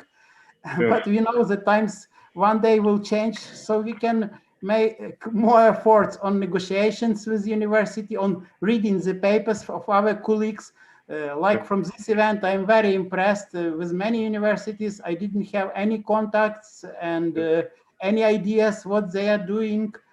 And this, I think, really good opportunity to develop networking. For each challenge, we should see as for opportunity. For each crisis situation as the opening of new opportunities. But of course, I truly believe that one day we will be in a half a year or a little bit later, because I agree with you, the direct communication and direct seeing, like in field of forestry, for example, seeing the real forest can't be changed by other things. So that's my vision. Thank you. Thank you. That joins the speech of Mr. Professor Ambrianto. I'm going to give you the mic, but I would like to link this with another question, Professor Ambrianto. You told us about improving or encouraging research, but we saw that during this period, actually researchers always claim that they don't have enough time.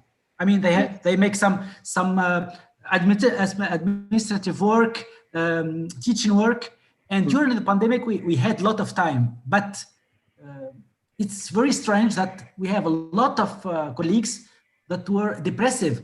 They had a lot of time. They did not do enough work for their research. So how can we deal with that? Did you see such a phenomenon in Indonesia, for example? Yes, I think the COVID is a big problem for us as well. But I was going to answer about the first question in regard to the activities, research activities. in my experience, that we have to cancel many sampling sampling to the field. For example, we have to cancel, my colleagues from the US, for example, has to cancel to visit us and doing sampling here, and I have to cancel my trip to the US and many other places because of that. But during working from home, we can discuss through online by writing papers. So we produce more papers rather than collecting sample right now. And yes, like what you said, Professor Korba, that working at home all the time is making us like stressful actually. Because we used to go to the field and take samples and so on and so on. And even we go to the laboratory, we have to follow the protocols of COVID-19 as well. So yeah, I think we have the same experience. Great. Another question? How do you deal with the students who's underprivileged? For example, students who live in the remote area, they don't have access to internet. So how do you deal with this bunch of students who doesn't have any internet facility? They are not well connected, and so how do you deal with this sort of students so that their education will not be disrupted or marginalized? Some answer? Actually, in Tunisia, we opted for blended learning. So students come time to time to the university and they stay in the dormitory. So the university tries to give them internet inside the university or in the dormitories. Right, right. Otherwise it's difficult to reach someone who is very far or in a mountain or a forest or something like that. I agree. But I saw that in Indonesia, you are in Malaysia, sorry, you are linking the COVID response to the technology.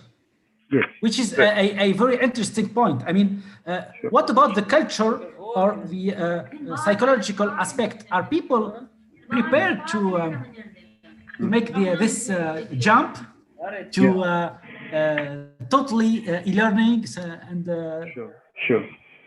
I think from the experience of Malaysia, I think there are two groups of people. One who are born in the 80s. They don't have any issues whatsoever with regard to the way that they utilize technology. But we have a bit of an issues to those who are not really familiar. What can technology do or does to them? But we are very fortunate in the sense that we continuously provide training to them and support, both infrastructural support, technical support, and as well as the training support, so that we're going to make sure that everybody is on board and embrace technology. I think it's the only way forward. I mean, from now on, technology will be key to all of them, whether they like it or not. I think, we cannot do without technology now. So the face-to-face is not going to be the norm again. So we are facing with the new norms now. So everybody have got to upskill themselves with enough knowledge of technology so that they can move on from this phase. Whether or not COVID will be over or not, I think technology will be playing a pivotal role in the way we conduct lectures from now on, I think. Okay. In Tunisia, we call it equality of chances, but we are far from reaching it. Not like you. Thank you. Another questions? I can add short comment if. Please. Okay. It's really challenging, and both for faculties and for students, and it's required from us to be much more much more flexible. And what our department for computer-like sciences did, it analyzed very deeply which time, how many students attended, faculties, which lectures. So when you have better statistics, and we used both Moodle and Google Class and other channels for information. So this good analysis we recently discussed it, show where are the weak places, what doesn't work. It looks when happened just beginning of quarantine, main communication was just by email because many courses were not created fully online. And now it's still combination. We had some time when we have direct communication. Now we will go for months for a distance communication, for distance learning. Sometimes you should just leave your lecture as a video material if student was not able to come at this time. But what I was surprised that some of students even more happy because they say, I can sometime not leave time for travel. I can sometime arrange another time which is not strictly for consultation or others. So it's have, of course, more problematic aspects, but there are still also there are things which even students like, and some of groups are attending even better online classes than regular classes, which I was surprised. Thank you. We have two questions via the chat room. I'm going to read them, and I will ask you please to try to answer. The first question is from Egypt, asking Indonesia University, does it have a GM support unit to make perhaps individualized support? Okay. Yeah, please, please, Ms. Yes. Wafa. I would like to ask if the Indonesia University has a green matrix unit support unit. You know, to support the university. To evaluate the strength points and weak points, and to support them to overcome or to improve the ranking. So, are you privileged? I know. So, do we have an answer from Indonesia? I know I know this event has a great support, but you know, I would like to have some individualized support. We will ask Professor Junaidi to have direct contact with you, because I know that each time we ask for a question or support, they provide it. So if Professor Junaidi is here, he will. Otherwise, Professor Riri is here. Yeah. Do you hear us? Okay. Okay. Professor Riri, do you hear us? Hello. Professor Junaidi.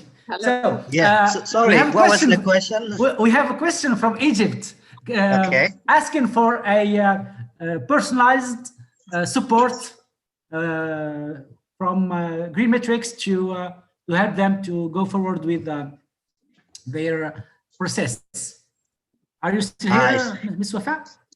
Yeah, I'm here. I'm still. So, thank you. It's very good questions.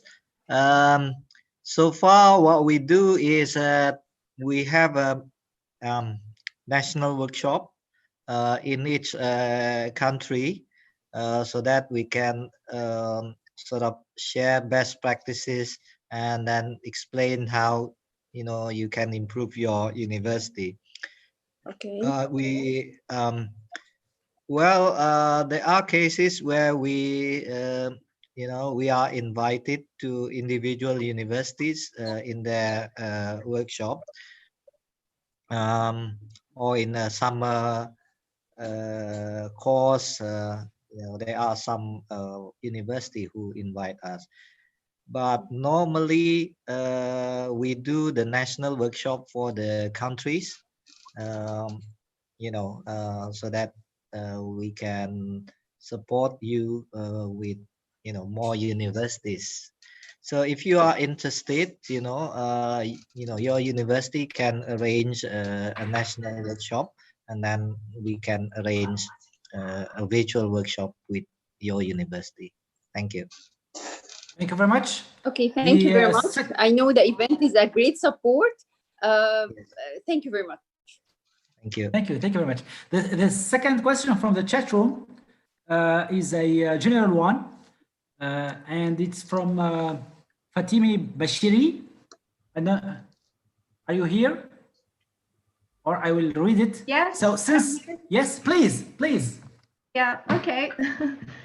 Yeah, I was wondering because universities for their research rely on funding, and as one of the lecturers was saying that actually their funding is mostly coming from the government, the central government, or from the private sector or industries. I was wondering that what happens to the civil society, like the rest of the society? How do we make sure that their agendas is in line with the real problems, real societal problems, and our contribution with that research will serve the society? And as we know that so far, I mean, there has been a huge gap, I guess. Yeah, so I would like to know that how universities approach this. Yes. So someone to answer? Maybe actually, you can. Yes, sure. Please. I can share a little bit what we have done over the last several months as far as Malaysia is concerned. We are quite fortunate. The government fully supportive of this idea, but I think universities now got to align themselves with the reality that we are facing now, as far as COVID pandemic is concerned. What is at stake now? What are the issues at stake now? I think, as I mentioned at the outset of my presentation, there are two major issues affecting the communities as a whole. Number one is unemployment, economic issues, food security. These are the two key issues. I think these are the two issues that relate or very dear to the people, very dear to the people. I think if universities can focus the energy and resources to these two key issues, I think people will appreciate universities more. Instead of doing research just for the sake of publication, I think it's time now to reshape the way that we conduct research, to do more research that is, relevant to the people at large. As I said, unemployment, food security, job security, and so forth. Something that relate, to the people dearly. Thank you. Yes. I could add that one of the pillars of sustainability is how deep your university is involved in the society.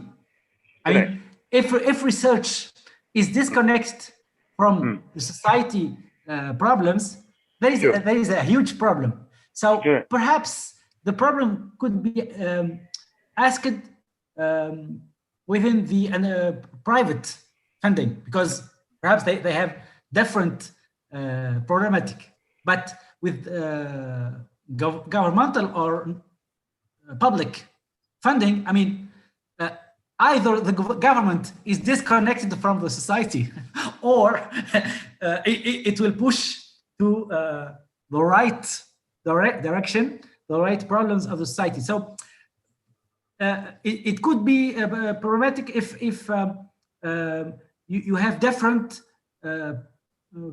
power in political powers. I mean, global, regional, and local. And in that case, you will have very, very different direction, and you have to choose. University has to choose its place in the society, either if it wants to push forward the local development, the regional, or the political aspect. I think the other way, one of the other, approach that we can do is to incentive, tax incentive given to the industries. Any amount of money channel to the universities will be given tax incentive. These are some of the way to encourage participation from the industry. Otherwise, if there's no incentive, they will not be keen or interested to channel money for the university to conduct research. But in Malaysia, we practice that. I'm not sure whether other countries practice as well. But over here, if you any amount of money or any amount that you channel to the university will be given tax incentive. These are maybe other countries can follow suit to encourage more participation from the industry. We still have 2 minutes. So comment if. Sorry. Okay. If needed, I can add still comment. Yes, please. There are two ways. One of the ways is just formal ministry with accreditation of any new program now requires strictly involvement of stakeholders, and not formal. They should be involved in the redesigning of curricula, in attending lectures, and it should not be formal. It should be, and tomorrow I am attending some university with such procedure of accreditation, and I know what is this. And another is just a great competence among the university. If students see that the universities are not changing and not responsible to the challenges, they just ignore and not attending this, and university not giving funding. So it's like an expression, innovate or die. And universities should innovate because they don't have choice. And this process is going too slow, but still it's going, I think, and adapting to the real challenges of the world. Thank you. Thank you. Thank you. Thank you very much. Did you get your answer, Ms. Fishery? Great. So I just had one question for you, Professor Ior. Your choice for greening each lecture is a revolution. I mean, I dreamed about it, but how did you do it? What is the reaction of students and stakeholders, parents, industrials who will employ your students? How did they react? They support.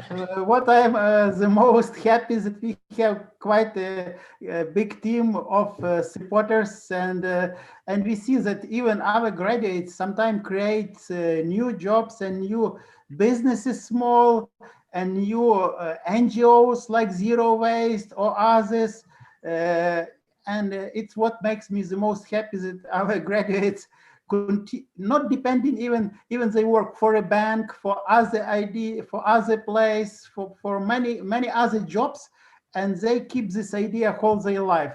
And it's about changing behavior. What is the most fine for me, what I'm the most proud from it, that it's not only the theories, but it's break the way of thinking and attitudes and perception, everything. So it's the most important.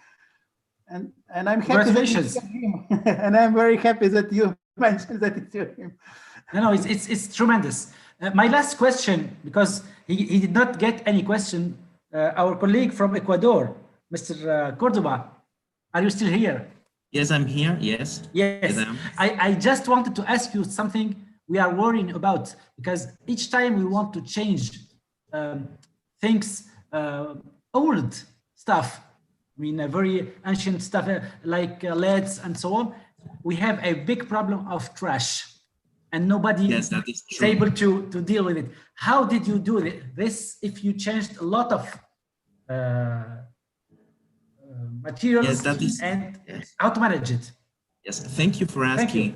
Yes, that is a very big trouble. We, in universities, we are always trying to innovate, and we always have technological trash. So what we did is we contracted an environmental company so that they responsibly take care of all our rubbish or for our technological trash. In that way, we can make sure that we are not throwing it to the public bin, but they are being treated responsibly. Thank you very much for that. Thank you. So we are about to end. I would like really to thank you very, very much. I learned a lot, and I appreciated all your presentations. If possible, please. If possible, I wanted to make a question to Professor Solovi. and it is very famous today. Yes, his presentation was great.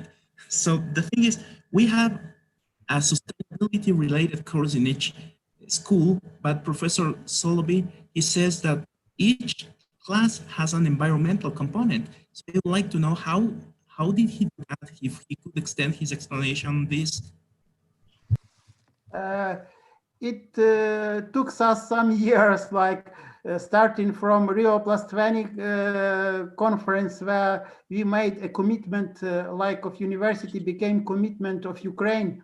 We advanced it, and we had a meeting at the ministry board. So this idea slowly were like going through society. And we presented this idea at several conferences with many universities from Ukraine, discussing internally. And we made a decision of the methodological board of the university, and these methodological boards of the departments also discussed it. So it's we really made kind of register of all courses, and it was not formal. It was just like policy of university, and everyone at the meeting of the department proposed what he can do, if it's even history and other subject.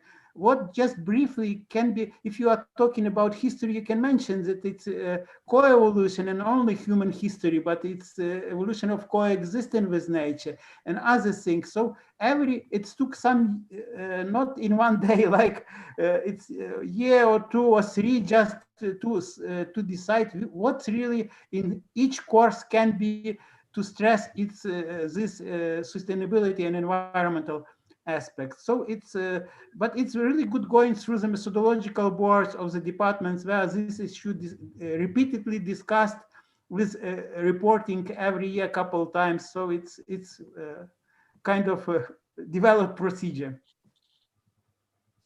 So thank you very much. This is the end. It was a privilege to be with you and share this session. Thank you very, very much. We have to end this session. Thank you. Thank you very much. Very much. Thank you very much. Thank you very much. Thank you for having us. Yep. Thank you. Professor Ambarianto, Professor Soloby. Yes, everyone. See you tomorrow at the same time. Thank you very much. See you tomorrow. Join it. Thank you. Bye-bye. Terima kasih Pak Tommy, Prof. Jun. Good, great. Besok. Great to see you again. See you tomorrow. See you tomorrow. See you. Stay safe and healthy. Thank you for Tommy. All. Yuk, thank you Pramba. Selamat, makasih. Terima kasih. Thank you all. Thank you all. Thank you all. Thank you. Good night. Good night.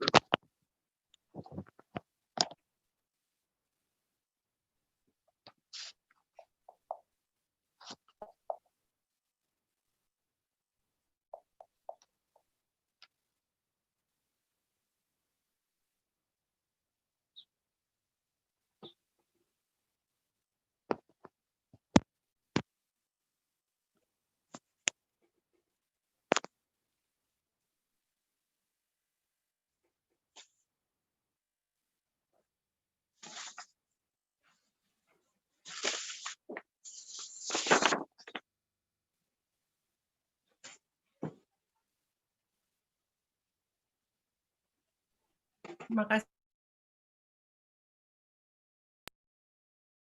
Yausak, Rino, thank you so much.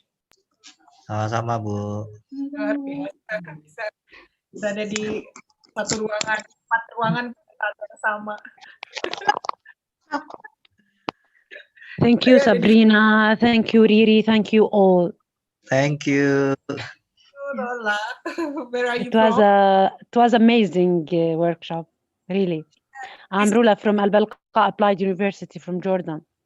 Oh, from Jordan. Okay, Yeah. We met before? Not yet? Not yet. Yeah, we Hope haven't. we can.